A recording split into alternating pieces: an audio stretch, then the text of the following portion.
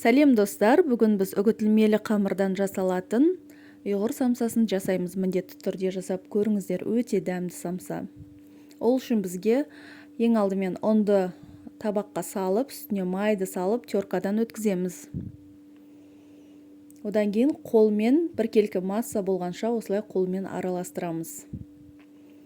Енді бөлек ыдысқа қаймағымызды, жұмыртқаның 2 сарыуызы және 1 бүтін жұмыртқа керек болады.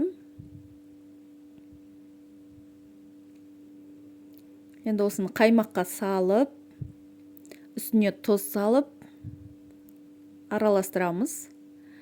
Енді жаңағы ұн мен майымызға қосып қамыр илейміз. Қамыр өте жұмсақ, қолға жағымды қамыр шығуы керек. Енді осыны целлофан пакетке салып, холодильникке жарты сағатқа қоямыз. Сол арада майды ерітіп аламыз. Міне жарты сағаттан кейін қамырды алып, 2-ге бөліп, осылай күлшелеп қоямыз. Біреусін пакетке салып қойып қоямыз. Одан кейін жая бастаймыз. Жұқа қылып жайып, үстіне ертілген майымызды жағып, екінші қамырды да жайып, үстіне жайғастырамыз. Оның да бетіне май жағып, шетінен бастап ораймыз. Енді пакетке салып холодильникке қоямыз. Бір түнге, уақыт тығыз болса, 2 немесе 3 сағатқа холодильникке қою керек. Бір түнге қойсаңыздар тіпті жақсы. Енді фарш дайындаймыз. Фаршты, құйрық майды, пиязды турап аламыз. Үстіне тұз, қара бұрыш және зира салып, қолмен осылай жақсылап араластырамыз. Қолым таза, қолмен араластырған ыңғайлы. Және осылай майда бөліктерге бөлеміз қамырды. Менде 38, 39, 40 граммнан шықты. Жаюға ыңғайлы болу үшін осылай формасын шығарып аламыз. Барлығының формасын шығарып алып, жаямыз. Үстін бір басамыз да, қалған шеттерін ғана жайып отырамыз. Шеті жұқа, ортасы қалың болуы керек. Фаршты мол етіп саламыз.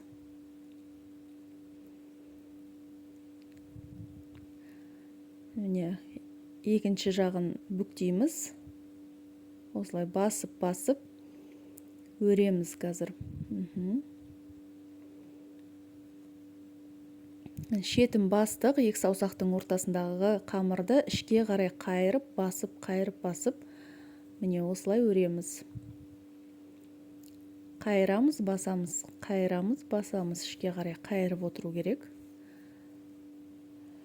Ұшын көрінбейтіндей етіп, астқа қарай бастырып қоямыз.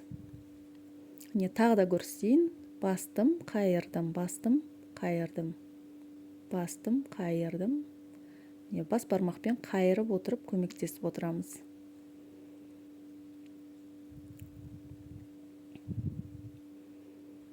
Ұшын астқа қарай бастырып қоямыз.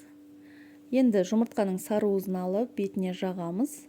Арасын алшақ етіп орналастырамыз. Қара күнжіт және ақ күнжітті әсемдік үшін бетіне сеуіп қоямыз. Міне самсамыз дайын, үгітілмелі қамыр өте дәмді, міндетті түрде жасап көріңіздер.